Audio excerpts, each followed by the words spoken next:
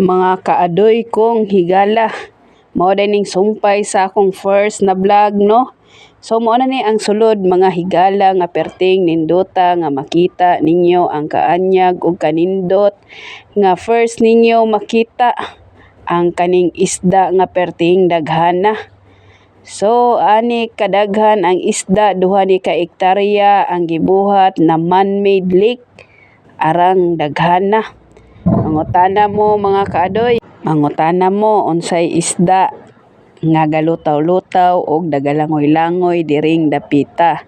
Sama sa akong nakita, pantat og tilapia nga perti kahimsog og perting dakua. Kanang nakita ninyo dirang dapita mao day na ilang grapes dira. Pero wa ta kasulod dirang dapita kay wa na doy bunga. Gihurot na siguro sa atong kaadoy nga naguna-una diring dapita. Mao unta jud to ako ang purpose nga pag-adto diri kay gusto pud ko nga makatry og harvest og grapes diring dapita. Pero di lang ta mabalaka kay always man na sila gatanom, no, basi daig moabot ang point na makagunit na ta or makaharvest na ta sa grapes na gitawag nila diring dapita.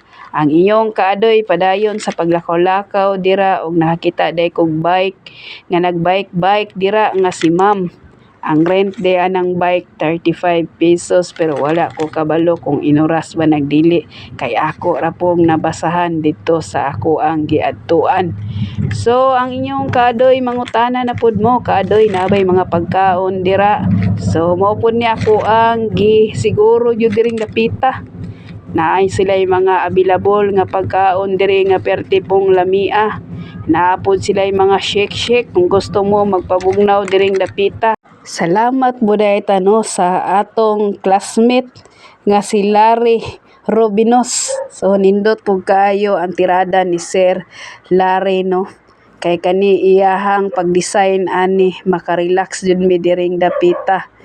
So karon day no, padulong na dito sa nindot nga mga talan-awon diring dapita. Sa pagtan-aw pa lang nako nakita na nako ang akong idol nga dako nga buaya. Pwede mo gunit pero di jud pwede mo sakay-sakay diring dapita kay naatay mga kaadoy diri nga gwardiya nga perting but-ana nga perminti gabantay diri sa atoang mga lihok ug uban pa. Ang inyong kaadoy grabe jud dira papaak-paak sa buaya pero kung tinuod siguro ni asa man ni moduol diring dapita. Grabe kadako sa buaya ug padayon ta diring dapita kay ato pa yung libuton kung unsa jud ania diri. Kay may na lang no isulit nato ang atong paglakaw-lakaw diri. Kaning among paglakaw day diri wala jud ni plano nga makaadto mi diring dapita.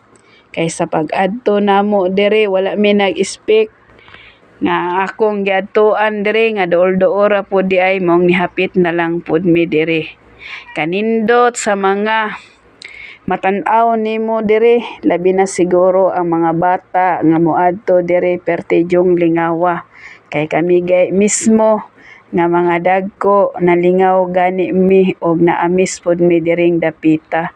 Pagkadagko sa mga rebulto nga lahi-lahig mga dagway nga makit-an nimo diring dapita. Ang mga tao or atong mga kaadoy nga nanglaag diri wa jud nagmahay kay magunitan jud niyo kung unsay angay gunitan diring dapita. Kung gusto day mo himsog ug tag-as adto na mo diri kay naa jud diri giandam atong classmate nga pwede niya or pwede nato magunitan. Ang inyong kaadoy wala jud na kontento gigunitan jud ang baba kay ma-feel jud nako mura jud tinuod ang mga makit-an diri na mga rebulto nga lahi-lahig mga dagway nga mga engkanto. Mangutana na pod mo kaadoy unsay oras nga mag-open dira. Ang mag-open day sila diri no alas 8 sa buntag og alas 10 sa gabii. So grabe jud ka sweeto ni kaadoy no. Ako po nang gibasa-basa dito nga nakit-an nako. Kanila ging hilig tag basa-basa no, hilig jud ta nga mag-info-info ba. May na lang pod natay mga kaadoy nga gusto pod mulaag diri. Naapagani dayto ni chat sa kwa kung naa ba daw in dira. Maura jud na wa nako nakpangutana diring dapita kung naabay in sila kay naa man pud tay mga kaadoy no nga lagyo og dapit nga gustong moadto diring dapita. Sagdi lang pohon-pohon mangutana na ta no kung naabay in dire. Base daig pohon-pohon nga makabalik ta diring dapita. Ikumpleto pa nato ang detalye kung unsa pod akong ma-share sa inyo ha. Katong wala pa kalaag diring dapita, ay na mo pagdugay-dugay.